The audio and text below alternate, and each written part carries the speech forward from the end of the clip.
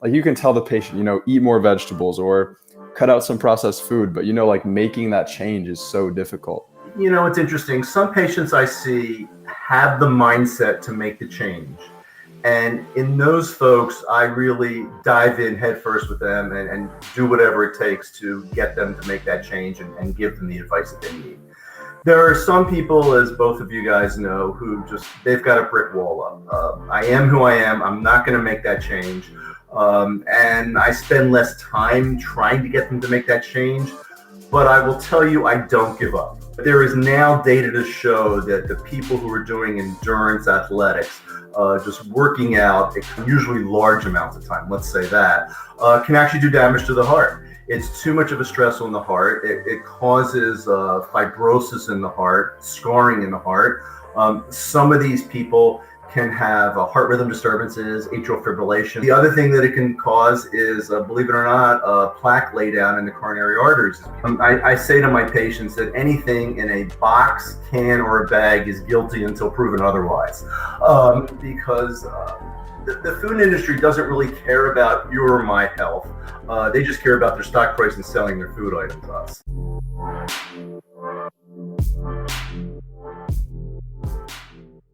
So today's guest will have Dr. Michael Silverman. He is the chairman of internal medicine at Howard County General Hospital. He has practiced cardiovascular medicine through Johns Hopkins since 1994 and is a board certified physician. Dr. Silverman has special interests in echocardiography and nuclear cardiology, as well as cardiovascular disease in athletes. Dr. Silverman, welcome to the podcast. Thank you, Ben. Thank you, Ben. Thank you, Orkay. It's an honor to be here today. Dr. Silverman, do you have a story or a background that helps you find yourself in this position? So I do not have a medical problem that drove me into the profession, nor do I have any family members, at least at the time I was making my career decision, that drove me into the profession. The truth of the matter is there was a book that I read in the 70s, yes, I'm that old, called The Making of a Surgeon. It was by a guy by the name of William Nolan, and it was basically his experience of becoming a surgeon at Bellevue Hospital in New York City. That just piqued my interest in the profession. I read it sometime when I was in high school. I was always a science guy, biology, chemistry, all that stuff just interested me. The social sciences, I just didn't really care about, English and that sort of thing, at least at that time in my life. And sort of the melding of those two things is what got me into medicine in general. Now, as I went through my educational process, certainly my career choices changed along the way. We can get into that if you want, as to how I made some of those decisions. Should we go in that direction next? Yes, of course. So I initially wanted to be a family practitioner. I thought it was just sort of a dream job that I could take care of the entire person. And when I got into my education, I recognized that it's almost impossible to take care of the entire person because the knowledge base that you need is just so vast. So along the way, I decided, well, I'm going to specialize. Surgery did not light my fire. I was just not interested in it for whatever reason. I was not interested in delivering babies, and I was not interested in psychiatry and radiology. I didn't want to sit in a dark room and read pictures all day. No offense to my radiology colleagues. So anyway, internal medicine was clearly the way for me. Initially, interestingly enough, I wanted to be an infectious disease doctor, and that's sort of germane to what's going on in the world right now. But I started my residency literally at the beginning of the explosion of the HIV epidemic. So that was a long time ago. And at that time, those people were just dying in front of our eyes, and we had nothing to do for them. No treatments at all similar to what we have today, unlike what we have today. And well, I said, I don't want to go into a profession where I don't really have a lot to take care of, some of these patients. And so that got pushed aside. From there, I moved to cardiology, and that was just the mentors that I had along the way. I'm a fast-moving kind of guy. I want to make decisions quickly. I don't want to dawdle. That's what cardiology is. Someone's coming in with a heart attack or whatever, or a heart rhythm disturbance. You got to make a quick decision. You don't really have time to think, and that's what my personality was. So the combination of the pace of cardiology, the mentors that I was associated with. And at that time, I also realized, thought more that I had a grandmother who did have bad heart disease, and that was some of the stimulation as well. So that's how I landed in cardiology. So I want to touch on something you said a little bit earlier, that you have to have this massive knowledge base, because humans, living things in general, are just so incredibly complex that fitting all that information into one person is just, it's pretty impossible. It's like virtually impossible, especially because we're learning more about it every single day. So I'm not sure if you're familiar with health coaching. It's kind of a new addition to the tool set of practitioners. And it's basically like, because right now I'm training to be just certified as a health coach. And it's basically like facilitating behavior change, because and I think that's important right now, because we have, I'm not sure how long you spend with patients, but I think the average is anywhere from 10 to 17 minutes conventionally, right? And it's difficult to actually, like, you can tell the patient, eat more vegetables or cut out some processed food, but like making that change is so difficult. So is that something that you experience as a challenge in actually getting people to make those behavior changes? So the answer is absolutely yes. It's interesting. Some patients I see have the mindset to make the change.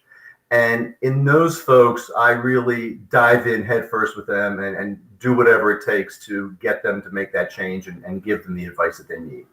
There are some people, as both of you guys know, who they've got a brick wall up. I am who I am. I'm not going to make that change. And I spend less time trying to get them to make that change. But I will tell you, I don't give up. So it's just one visit. They're going to come back and see me in a month, 2 months, or 3 months, and I'll try again then. There are some people who after 3 or 4 or 5 visits, they're not going to make the change, and I just give up. I'll basically throw the medications at them to treat their conditions. But yeah, it's a big part of things. Yeah, absolutely. And so the next question that I want to get into is this concept of aesthetics versus health, or performance versus health. And I know that's something that you're interested in. As I was reading your bio, you're more interested in like endurance athletes, right? And sometimes something that we've noticed as swimmers is there's a very, sometimes can be conflicting, right? You trying to maximize your performance in the water, and actually that being a little too much. We have like 9 practices per week, 2 to 4 hours. I mean, it's crazy stuff. So like, where do you draw that line between like maximizing performance and still being healthy? Well, I mean, you guys are competitive athletes. It's a different breed, than the patients that I have. I mean, typical recommendations for an adult is, if I can get them to go out and do something 5 to 6 days a week for an hour. We can talk about what that something is. That's what they need to be healthy. I mean, that's what the research shows. You guys are a different situation. You're competing at a high level. 3% of my patients are that. The other 97% are regular people who are just trying to stay healthy. Dr. Silverman, do you think that there's a point? I mean, obviously the answer to this question can be yes, but I'd say a better way to phrase it would be, where would you say the point is pushing for performance, specifically in endurance, high stress endurance events, starts to become detrimental to one's health rather than beneficial? So it's actually an excellent, timely question. So first of all, I'll draw both of your attention at another time to go look at a book called The Haywire Heart. It was written by a endurance cyclist and by a cardiologist out of the Midwest, which really goes through everything I'm going to talk to you about in great detail. It's very well written. But there is now data to show that the people who are doing endurance athletics, just working out, I don't want to say excessive amounts of time, but unusually large amounts of time, let's say that, can actually do damage to the heart. It's too much of a stress on the heart. It causes fibrosis in the heart, scarring in the heart. Some of these people can have heart rhythm disturbances, atrial fibrillation. So I see that. It's not unusual that I'll see that in some of my endurance athletes. The other thing that it can cause is, believe it or not, plaque laydown in the coronary arteries as people get older. So I think at your guys' stage of your life, it's not an issue at all. But if you continue on this path, until you're 50 or 60. I'm not saying it's going to happen, but there is a risk that it's going to happen. So can I answer the question? Wow. That's the line. It really is. That's crazy. And so just because I'm like just very curious about the mechanisms by which things work, how exactly would that work? You said that it's like calcification of the arteries. So there's two issues here. The heart is basically an electrical organ that drives a pump. Okay, so the electrical portion of it all, there's an electrical current that runs through our heart, and the continual stresses on the heart cause the heart to enlarge and stretch and not have the anatomy that we were born with. And that stretching of the heart and that continual stress on the heart causes those cells to start to malfunction, in simple terms. Okay. Now, the other part of it, though, is the calcium portion of it all. And this isn't necessarily related to the calcium in your diet. Okay, so put that aside. The two main components of plaque are cholesterol and calcium. Okay, unrelated once again to the calcium in your diet. And they have found, and I don't know that they understand the mechanism, to be honest with you, as to why we start to lay down this calcified plaque in endurance athletes. It's a new field. I mean, I would say it's really come to light in the past 2 to 4 years, and we're all still trying to figure it out, because you have to realize there's a limited number of people that we can study. Right. How many endurance athletes are in the world? And then how do you do a controlled trial of an endurance athlete versus a non-endurance athlete? So we're all trying to figure it out right now. It's more of an association and observation is where we are right now. But it's a real finding. I see it. Gotcha. And I know that there are at least vitamin K, for example, like plays a role in moving calcium out of the bloodstream, putting it into the bones or teeth where it belongs. And so could that also play a role? And what are things that people can do? Like, for example, people that really love to do endurance sports and just don't want to give them up. What's something that they could possibly do to help them reduce that risk? So before I answer that question, nobody knows about the vitamin K stuff yet. Gotcha. I haven't even seen that mentioned in the literature, to be honest with you. So I would say we don't know. The bottom line is I think the expression is you can't outrun a crappy diet. Or you can't outswim a crappy diet. So the bottom line is you have to be sensible. So you still have to eat healthy. So just because you're an endurance swimmer or sprinter like you guys are, or a long distance cyclist or a marathon runner, or even some of these crazier longer runs, you still got to eat right. So that's number one. And then number two, as you get older, you have to be sensible. You can't do when you get older what you guys are doing now. Your body's just not going to tolerate it. So you have to start to take rest days. You have to do stretching. You have to throw strength training, if you're not already doing that, into your regimen, which is something that I did a while back, as Ben well knows. Those are some of the things. So really diet, days off, rest, and also sleep is another big one that I forget about. Make sure that you get adequate sleep. I was just going to ask you about that. Thoughts on resistance training, and is there a sweet spot with resistance training as there is in endurance training? So the answer is yes, there is a sweet spot. I don't know that anybody knows what that sweet spot is, Ben.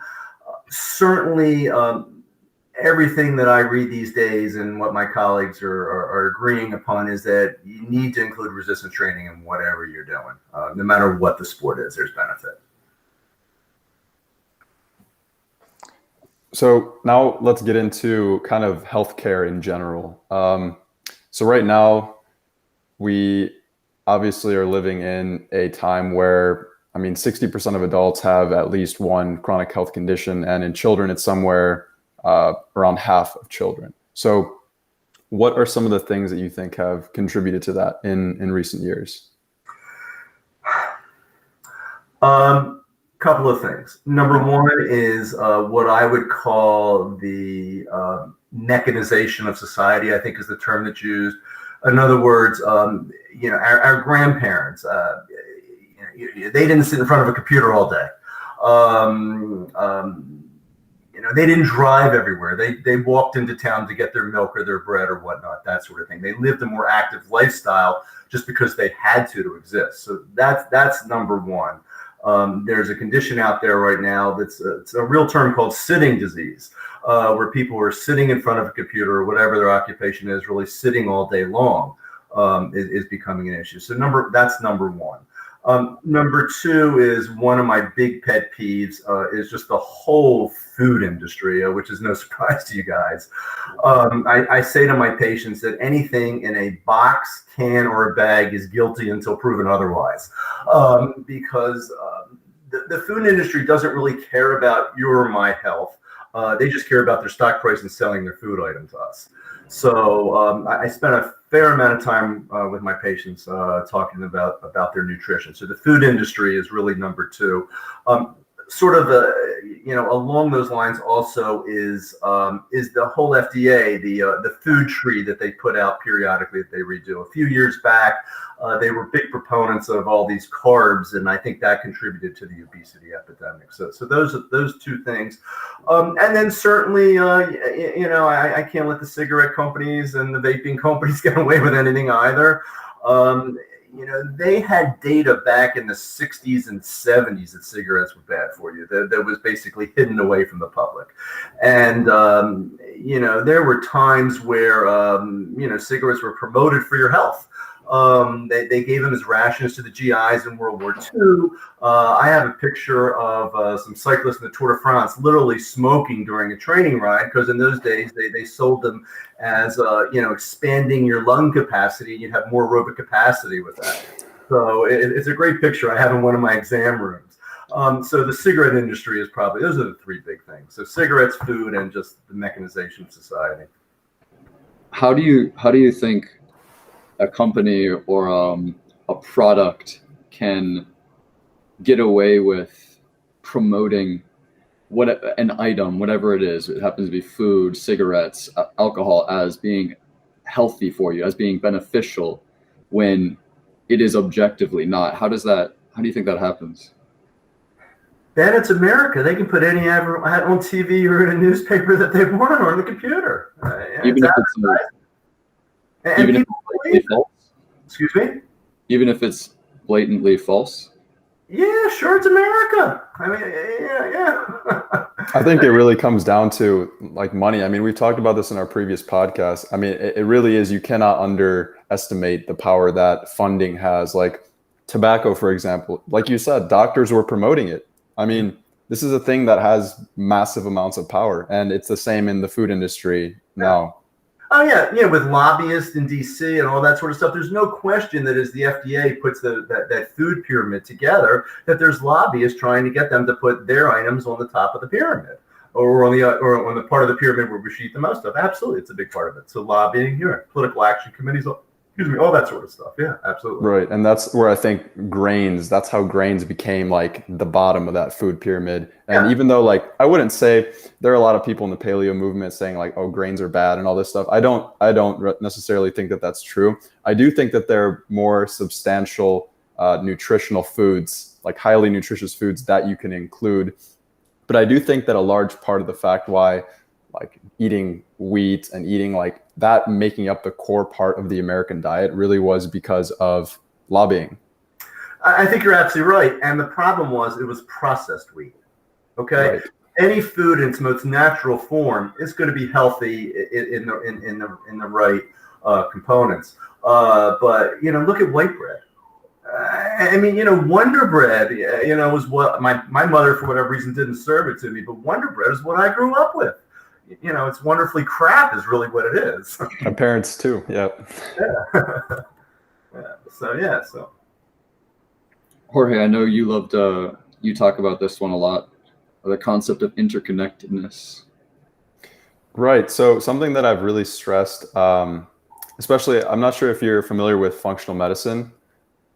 So give me some sense as to what you mean by that. I probably am, but maybe by not that term. Right. So it's a newer kind of field, I guess. And they just started a section for functional medicine at the Cleveland Clinic. And it's basically like what's referred to as root cause medicine. So it's trying to employ a very holistic approach to health. So kind of like you were telling me, like you really do want to spend as much time as possible with patients to talk about diet, to talk about sleep, to talk about all of these lifestyle factors. But there's simply like, one, may not be enough time, and Right. two, the patients may just not be ready to make that leap. So functional medicine is kind of like that, taking an hour or more to actually educate the patient and make those lifestyle changes. So the thing that I think is really critical to that approach, as opposed to the normal allopathic model, is the fact that they approach health as very holistic. So all these factors, like, nothing is the panacea, nothing is everything, right? Like sleep, it's good, right? But if your relationships are trash, if your food is crappy, sleep can only do so much. So what is your opinion of this holistic approach? I think it's huge. And, unfortunately, there's some people who have a psyche who just don't want to deal with it. But there are certain patients where, if you use the term holistic medicine, or I'll use the term interchangeably, lifestyle adjustments with that, it's huge. I have patients, middle-aged, young, and old for that matter, who will come in to see me, and they're on a list of anywhere between, I'll say, 10 and maybe even 15 prescription medicines. Some people, unfortunately, more. And if they could turn their lifestyle around, they could get rid of probably 2/3 of those drugs. So, some of them are going to be diabetes meds. So there could be upwards of 3 diabetes medications where, if they just ate right, exercised, and lost weight, we could get rid of at least 2 of them, and maybe all of them. Same thing with hypertension. I keep piling hypertension medicines on to get their blood pressure controlled, because in the end, I really just need to do that, even because they may not be willing or ready to make that change. Once again, lose weight and all that sort of thing. I could get rid of probably 2 or 3 of their hypertension medicines. Same thing with the cholesterol meds that I throw at people. So yeah, lifestyle is huge. I try and deal with the immediate problem. Is their blood pressure controlled? Is their diabetes controlled? Those sorts of things. And then I will try and sort of circle back to all these lifestyle issues and get them going in the right direction. But yeah, it's huge, and it's really very important. American society's gotten lazy. There are a number of my patients who would rather take a pill/chemical than not eat that piece of cake and not go out for that walk. I want to interrupt today's show by talking to you not about a product or a supplement, but something which I've poured hours and hours worth of research, writing, editing, and revising. And that's my book, Return to Human: How Modern Medicine, the Media, and the Mundane Have Destroyed Our Immune Systems, and How to Move Back Towards Optimal Health. So the reason I wrote the book is really because I want to introduce people to the top aspects, the major aspects of health, which have been largely ignored. And I think that we've taken many things that we do in the modern world for granted. And I think that that's come to bite us in the butt in recent years. And so many things that we do, we don't even realize that are really quite alien to our physiology and our biology. And so I wrote the book in order to try to bring awareness to all of these habits, these modern habits that we take part in, which are really destroying our health at a fundamental level. So if you want to check that out, check the link in the description. It's only $3, but it's a great comprehensive guide for those who want to learn more about the microbiome, about light exposure, about circadian rhythms, sleep, and all that stuff, and how it relates specifically to the immune system. So check that out, and I hope you enjoy the book.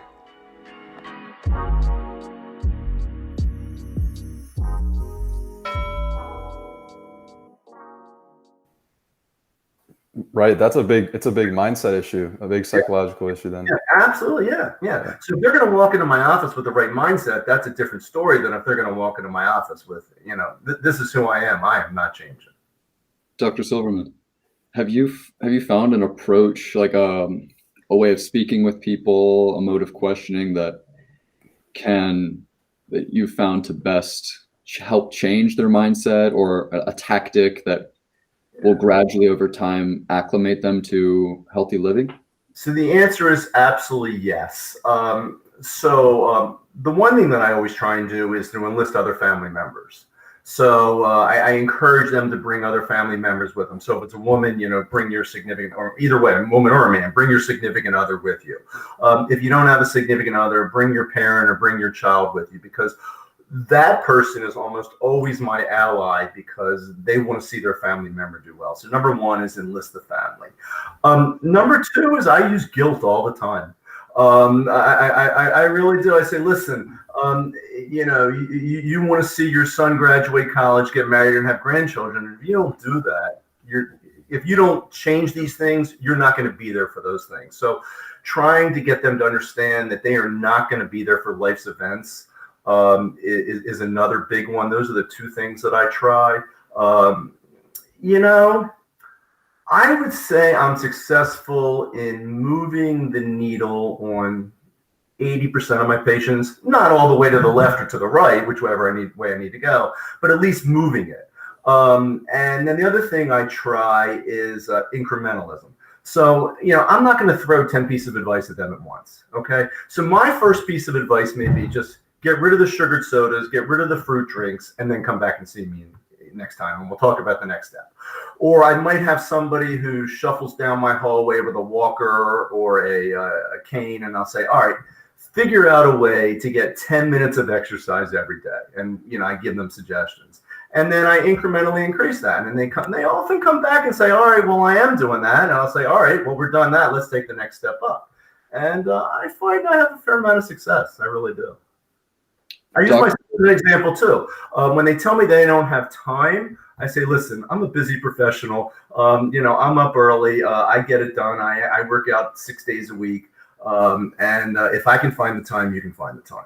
Now, some people legitimately don't have the time. I mean, I have people, unfortunately, who drive down to Northern Virginia. Ben knows that, or okay, you may not know that drive. It's well over an hour commute each way. So that's 2 hours out of their day. And plus they have to work and deal with their family. Some people legitimately don't have the time. But for those that do, I am pretty successful. But even for those who don't have the time, sorry, I'm rambling here a little bit. It's like, all right, well, park your car farther away from where you have to walk into the office, walk up the steps, the little things as well is what I also try and get them to do. Are you familiar with the name Dr. Ragan Chatterjee? No, I'm not. Tell me who this person is. Jorge actually modeled some of his organization off of him. And so he's a doctor that not necessarily functional medicine, but he's more gone in that approach recently. Okay. And so he talks about the ripple effect, where, as you were saying, if you can get them to do little things over time, they'll say, oh, like this is beneficial to me. I'm seeing a change. Like I started doing this in my life. I started eating apples instead of cereal in the morning, And he says that motivation that they get from making those little easy changes spills over into other areas of their life. Have you experienced that? I've absolutely seen that. Yes. Because usually once I get that ball rolling down the hill, it picks up speed. It's just pushing the ball from the peak of the hill and to get moving down the hill. Yes, absolutely. I think also maybe helping them to zoom out a little bit, like you said, like, are you going to be there for your children when they're older? Are you going to be there for your grandchildren when they're older? And recently for me, something that I learned, which was pretty profound, is this idea, this new field called transgenerational epigenetics. So the fact that, what you do in your life doesn't only affect you, but it affects the gene expression of your children and even your like your children's children. So that's been profound to me, because it's the things that I may do or I may choose to do, it just makes me think I need to take responsibility, because if I plan to have children, I want them to be as healthy as possible. Right. So, Jorge, you said the right term is responsibility. And sadly, not everybody wants to take responsibility, but you're absolutely right. Right. So now, since we've been talking about so many different aspects of health, I want to get your opinion on what you think has been, what you've seen in your patients. What is the one aspect of life, if you had to choose it, that has the greatest impact on somebody's health? So you gave me 4 choices, and as I look at these, mindset's number one. It really is, because if somebody doesn't have the mind to do something, it ain't happening. And then the other three, I like exercise, nutrition, relationships. They're all equally important. I wouldn't weight one over the other. But clearly mindset is number one. And usually I can tell in the exam room if they've got the mindset or not. Got to be that first step, right? Yeah, absolutely. Yeah. I have one guy I take care of. He is a brilliant, I don't know, astrophysicist or something like that. And was just morbidly obese. And first name happened to be Ben. And he had heart disease, had a stent, high blood pressure, cholesterol, and his wife would come in with him, and she was a thin woman, and slowly over time as I got to know him, I somehow worked around the edges of his brick wall that he had up, and realized that he didn't have the capability to lose weight on his own. But I finally got him to have gastric bypass surgery. So that's an extreme measure for some people, but there are some people who have that surgery, and I'll come back to the second, who just do well. So it took me multiple visits to convince him to have it. He had gastric bypass surgery. He now walks into my exam room, and you wouldn't recognize the guy. He's gone to international meetings where the nameplate's been in front of him, and someone said, "No, excuse me, that's not who's supposed to be sitting here." He says, "No, that's me." But the best part of the story is he has now become a runner, and he did the Marine Corps Marathon. So he sends me a picture of every medal that he does. So I just got him over that big hump. Yeah, I don't know how much weight he lost. Well over 100 pounds, maybe 150 pounds, and is now running marathons. So it's just getting somehow into their mind to get them to make that switch. And I have other success stories like that. I mean, I would say I probably have 20 or 30 people who were just not going to be able to lose weight. They were so far in that ditch, they were not getting out of it. Gastric bypass surgery turned their life around. My own brother-in-law finally did it and is doing great. He's living in the gym now 6 days a week. I have two questions on that. First one, for me and for anyone else who's listening who doesn't know what gastric bypass surgery is, could you explain that in depth a little bit if you want? Sure. So it's actually laparoscopic surgery, which is relatively minor surgery. You go into the hospital in the morning, and most of these people go home the next day. And basically what they do is they bypass the stomach such that it can't absorb a lot of food, and they make the stomach smaller as well. So your satiety, or you fill up quicker. So you might sit down to a big meal and it's like, well, I can't get that down because I have a much smaller stomach. So they bypass some of the absorption. Because there's less stomach there to absorb it, and they make the stomach smaller. And there's also all sorts of different variations on a theme now. There's something called a gastric balloon, where they put a balloon inside your stomach that causes you to have your satiety level, fill up sooner, so you eat less. There's gastric banding, where they wrap a band around the stomach rather than surgically cutting things. And there's all sorts of new variations on a theme. And when they look at these patients down the road, their diabetes gets better, their hypertension gets better, their cholesterol gets better. So that's gastric bypass. So oftentimes for people that really struggle making the lifestyle changes, this one immediate surgery, this one immediate operation can really put them on the right path. Yeah, it's really miraculous for these people, Ben, because because once they've lost the weight, the weight just falls off of you. You just can't believe how quickly these people lose this weight. Once they've lost the weight, they now say, well, hey, I can move. Because, some people are just so overweight, they just can't move. I know neither of you guys can ever imagine being that way, but they just can't move. For them to get up and walk from their living room to their front door is an effort. But now once the weight is off of them, they can move again. I get them into a walking program and then something else from there. So yeah, it's really miraculous.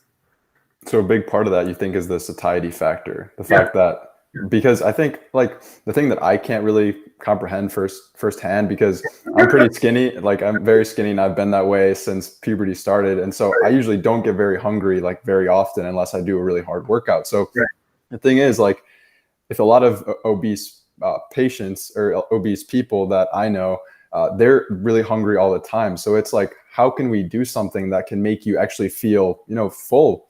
And I think if people aren't willing maybe to do a dietary intervention or some sort of lifestyle intervention that helps like really increase satiety, and I know that there are a lot of different hormones involved with satiety, then yeah, this sounds like it could be a really good solution for them. Yeah, and some of them, they're not necessarily hungry, Jorge, but they're depressed. So food is their comfort. They may have cruddy relationships in their life, or their job isn't very good, or whatnot. Their living circumstances are not great, and it's that's what they turn to for comfort. Right, that makes sense. So unless Ben has something else that he wants to ask. I did. So my second question was going to be, I've noticed a theme as you've been telling us about your job and who you interact with. You, for almost every single patient you've mentioned, you've said they've been overweight, they're trying to treat their obesity, trying to get their weight down, they can't move. And I was thinking, like, your title is, you are a cardiologist, but it sounds to me like you're treating their obesity, like obese patients most of the time, and that seems to be the main goal. Is that, how does that seem to you? Well, I don't want you to think that all my patients are obese, because that's certainly not the case. Let's start there. I mean, I have plenty of patients who are exercising regularly and eating right, and because of bad genetics or maybe bad eating habits, they end up with heart disease, or sometimes even just bad luck. So I have plenty of patients who are ideal body weight. I'm just focusing on these folks only because they're my biggest challenge. Okay, just two real quick examples. Is I had a guy in yesterday who was a spin instructor, and exercises crazy, and because of genetic reasons had high cholesterol that was never really treated over the years, and ended up having bypass surgery. I had another guy for genetic reasons who has high cholesterol, and is an avid cyclist and swimmer, and ended up having a big heart attack. So I mean, some people it's genetics, but certainly I have plenty of patients who do take care of themselves, and it's either genetics is why they have problems, or sometimes they just come to me for an evaluation just because they're worried. So one little rabbit hole. So as I was looking through your bio, I saw that you've done 3 Ironman triathlons, and I have a cousin who's done triathlons. I've done one, but tiny, and I know how hard that is. So like, how do you actually train for that while you're practicing medicine? All right. So first of all, I want to say that now I am a retired triathlete. So let me start there. But I did it for 18 years. So something, it's discipline and it's scheduling. That's really all it is. I work out first thing in the morning. If I don't do it first thing in the morning, it's not going to get done. I'll have my cup of coffee, maybe eat a little something, do some quick computer work, and I'm out. It's scheduling, Jorge. That's really all it is. So I was swimming 3 days a week. At the time I was, into triathlon, I was swimming 3 days a week. I was running 2 days a week, and probably biking 3 days a week, and strength training 1 day a week. So there's some 2-a-days in there, because that adds up to more than 7. I know. Wow. It's scheduling and discipline. That's what it is. And you have to have some OCD. Right. OCD and family buy-in too. Yeah, of course. Yeah. And another sub rabbit hole. What supplements or dietary things that you do to support that kind of lifestyle? So presently, all I take is glucosamine and vitamin D.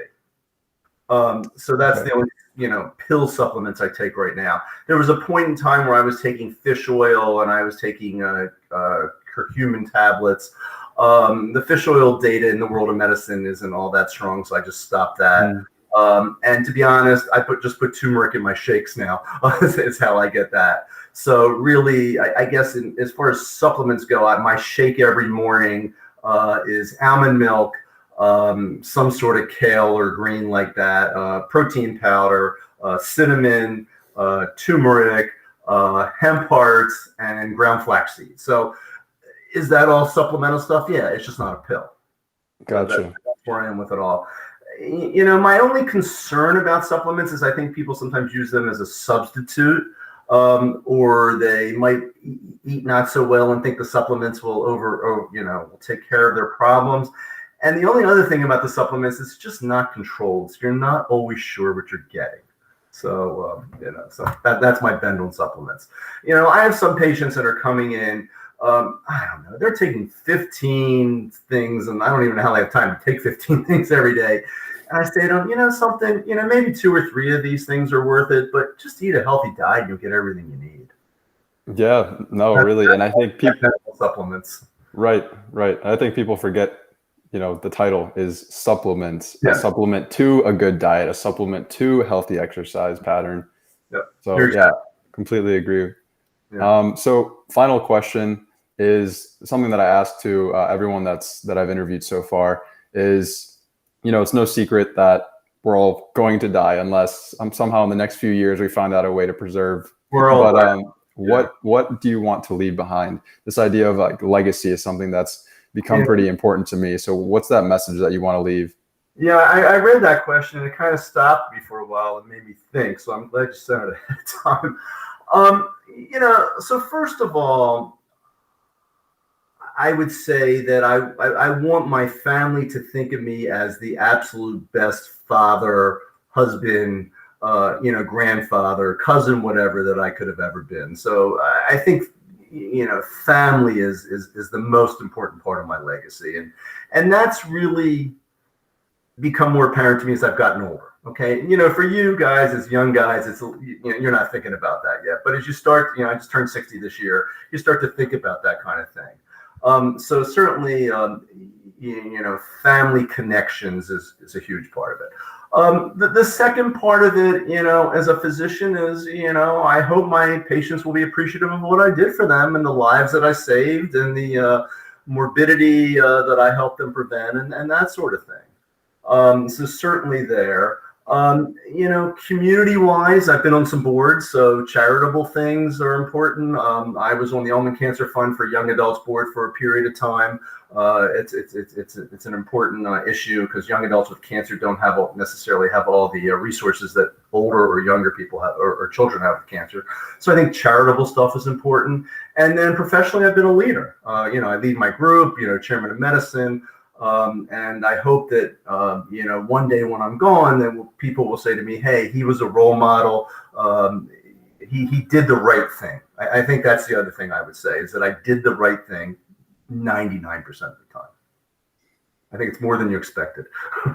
So throughout high school, and this is this is kind of comparing like a mustard seed with a peach pit in terms of size. But in high school, I was extremely dedicated to swimming and performance. Like times were everything, practice was everything, like dedication, discipline.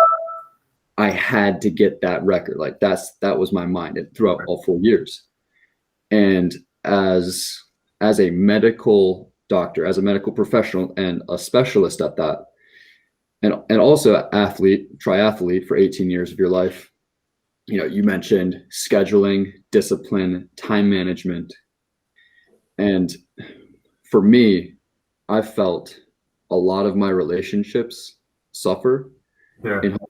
Looking back at this, I'm like, I'm glad that I achieved the results that I wanted to achieve in that aspect. But I'm wondering if maybe there was a way that I could have been more engaged with my friends, with my brother, all those things that now are starting to become a little bit more important to me.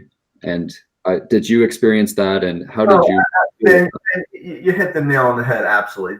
During the Ironman years for me were, the sort of the last 7 or 8 years of my career. During that time frame, absolutely those relationships suffered because you're training. You can't eat enough calories because you're hungry all the time. I did have a job and some leadership roles and sleep. So no, you're absolutely right. That was one thing that suffered during that time frame. And one of the decision points for me to give up triathlon was exactly that.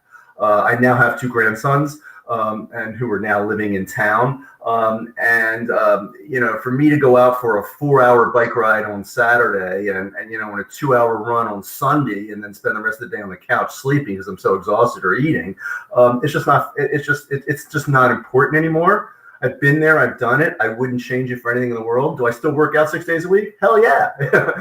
I swim 2, I bike 3, and, strength train 1. And take a day off, but it's certainly less intense, and it's kind of nice to, you guys won't experience this yet, to get in the pool and not look at the clock, if you can imagine that. Relationships absolutely did suffer. Answer. Awesome. Well, Ben, if you're all set with questions, I really appreciate your time for coming on. I don't want to take too much time, so thank you very much for coming on. It was a really cool conversation. Okay, you guys, this was an absolute pleasure, and I want both of you guys to do exceptionally well. And you're too young to realize this, but we will come out past this COVID epidemic, and life will be normal again sometime, next spring or summer. We just got to get through this period of time, and we'll be fine.